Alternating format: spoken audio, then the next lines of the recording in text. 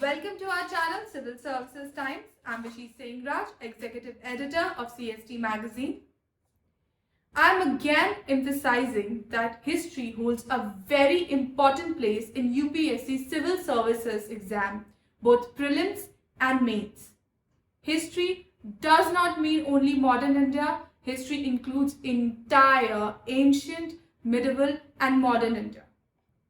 Classic example is year 2014, where 8 out of 15 questions were asked from ancient India.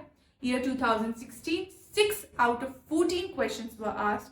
In year 2017, 5 questions were asked out of 10. Year 2019, 4 questions were asked from ancient India. So you can see how important all these three segments of Indian history are. After studying the trend, we can only say that please give equal weightage to all the three segments.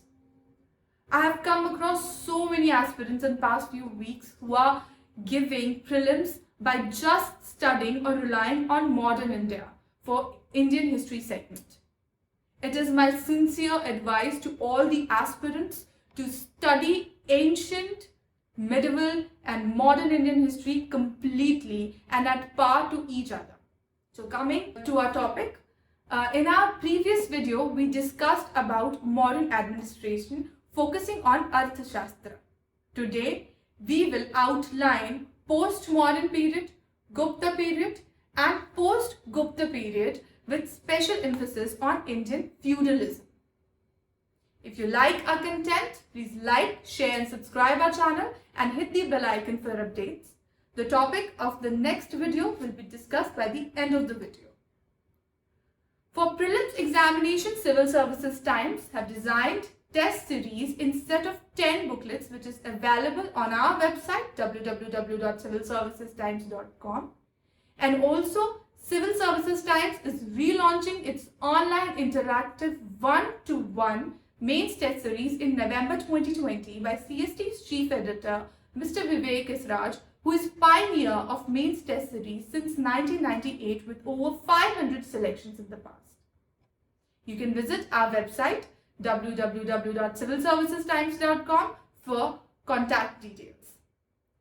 The video is made with the reference from Civil Services Times Indian History book. You will get detailed facts for prelims as well as in-depth analysis for mains from this book.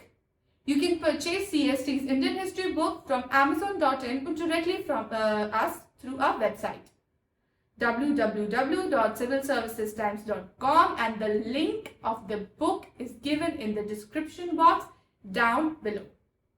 So let's come back to our topic.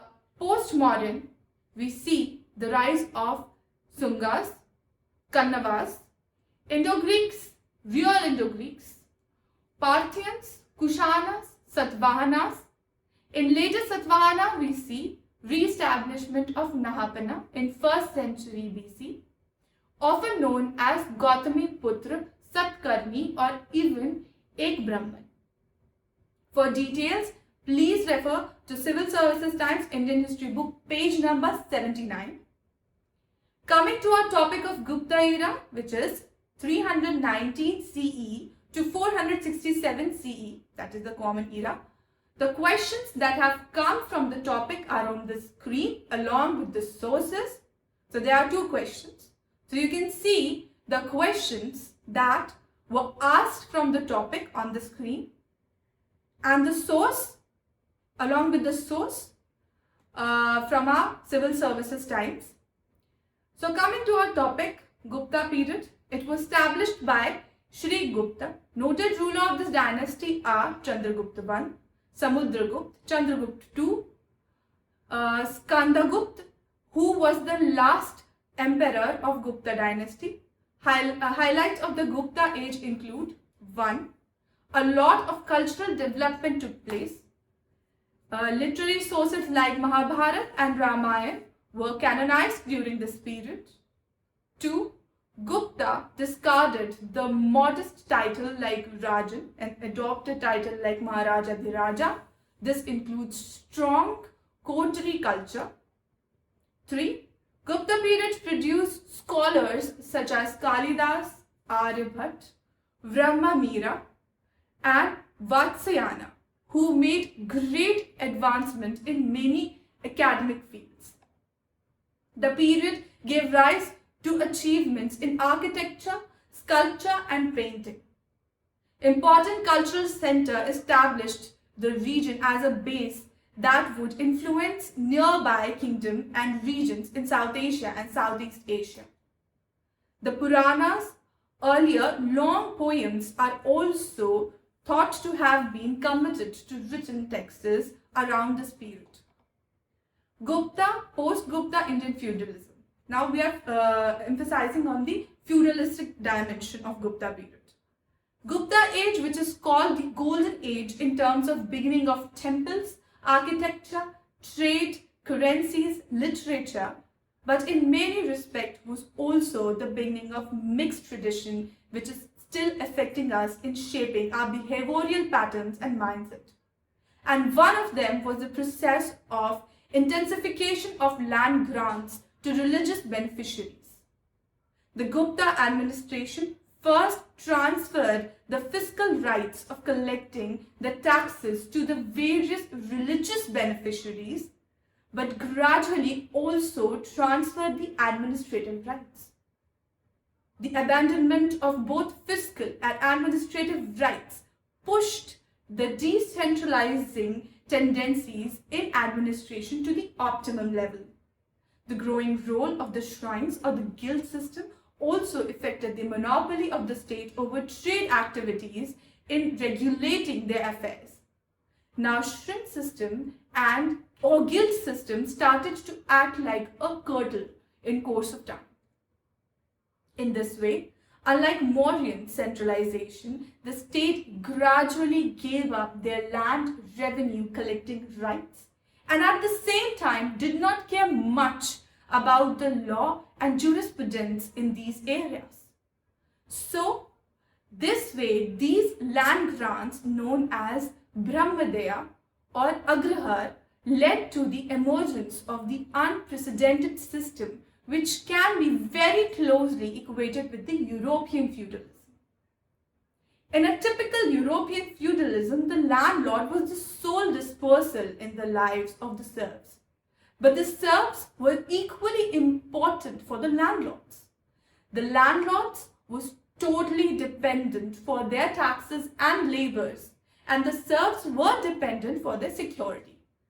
But in Indian case, it was the king's ability which decided the extent of centralization and decentralization. If the king's ability were to mobilize and channelize his resources and machineries, these decentralized units would brought back into centralized control under the king. In this way, the land ownership of the state remains intact. The Indian land ownership was divided into two heads. One, the unlimited ownership resided with the state, which was considered of land along the tiller. Two, the immediate ownership led with the peasant or the tiller who could mortgage or sell the land of his own. In this process, in no case the state can seize the immediate ownership of the peasant whenever the state used to transfer the land or the land grants. It was transferred along the tiller or the peasant. So, a long history of interplay between the centralization and decentralization started in India.